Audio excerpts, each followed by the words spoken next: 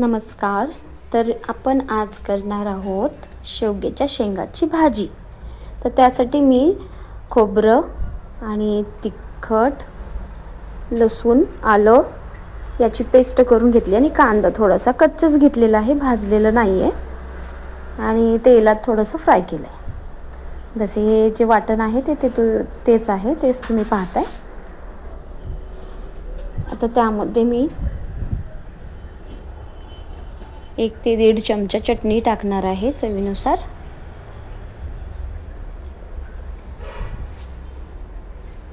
चव खूप छान लागते या भाजीची अशा पद्धतीने केली तर. 1 चमचा मी मीठ टाकत आहे.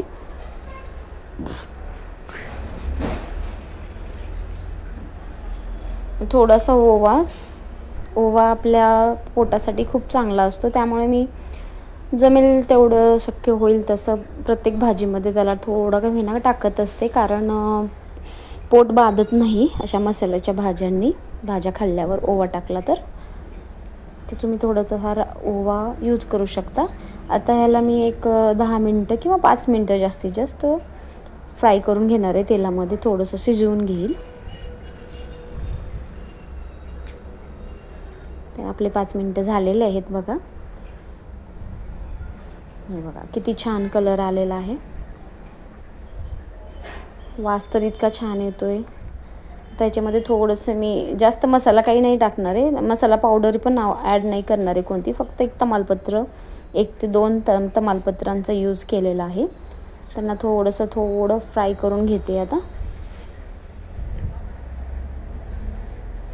आणि थोडंसं हिंग 2 चुटकी असेल, तुम्ही तुमच्या हिशोबाने ॲड करा जशी टेस्ट पाहिजे. पण हिंग टाकल्यावर पण आपल्याला खूप छान स्वाद येतो आणि प्रत्येक भाजीमध्ये हिंग हा गेलाच पाहिजे, तब्येतीसाठी छान असतो. आता मी टाकणार ह्या धुवून करून 2 शेवग्याच्या मोठ्या 3 शेंगा घेतल्या, त्याचे थोडेसे छोटे काप केलेत आणि ते आता मी ॲड करते त्याच्यात. आणि ह्या शेंगा थोड्या मसाल्यामध्ये मी थोडा वेळ शिजवून घेईल आणि मग पाणी ॲड करणे. थोडं झाकण ठेवून मी शिजवून घेते बघा, तुम्ही पाहत असाल इथे. झाले थोडंसं शिजवून वाफवून घेतल्या ना की शेवग्याच्या शेंगांची चव अप्रतिम लागते, एकदम छान लागतात ते खाण्यासाठी. थोडासा त्याच्यामध्ये कडवटपणा पण असतो, जाड शेंगा असतील तर तोही निघून जातो. आता मी एक अर्धा ग्लास पाणी फक्त घेतलेलं आहे याच्यामध्ये. तर शिजवून घेणार आहे मी छानशी उकळी येईपर्यंत, आणि थोड्या शेंगा शिजेपर्यंत मी झाकण ठेवून याला शिजवून देणार आहे. तुम्ही पाहताय, आणि स्लिम आहे गॅस एकदम.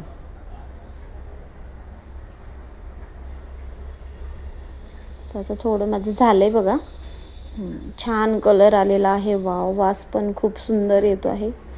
हा मस्त वाटते ही भाजी खायला. डोळ्यांना दिसते तशीच चवीलाही छान लागणार आहे. तुम्ही नक्की ट्राय करा, ही भाजी खूप टेस्टी लागते. भातावरती तर ही भाजी एकदम छान, म्हणजे काय ती स्वर्गात गेल्याचा आनंदच. त्यामुळे ही भाजी प्रत्येकजण बनवून खावा. मी डेकोरेशनसाठी थोड्याशा मिरच्या आणि लसूण ठेवला आहे. तुम्ही म्हणताल मी खाण्यासाठी ठेवले, तर तसं काही नाही आहे.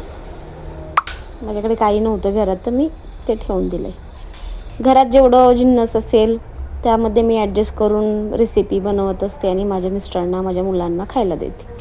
त्यांनाही फार आवडतात, खातात आवडीने. तर आज काहीच नव्हतं एवढं काही, मला साधंसुधं जेवण बनवलं आहे.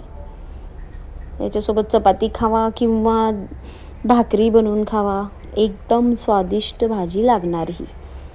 थोडीशी चवीला वेगळी पण मस्त लागेल. तुम्ही पण ट्राय करा. माझ्या चॅनलला सबस्क्राईब करा, बेल आयकॉन प्रेस करायला विसरू नका. धन्यवाद.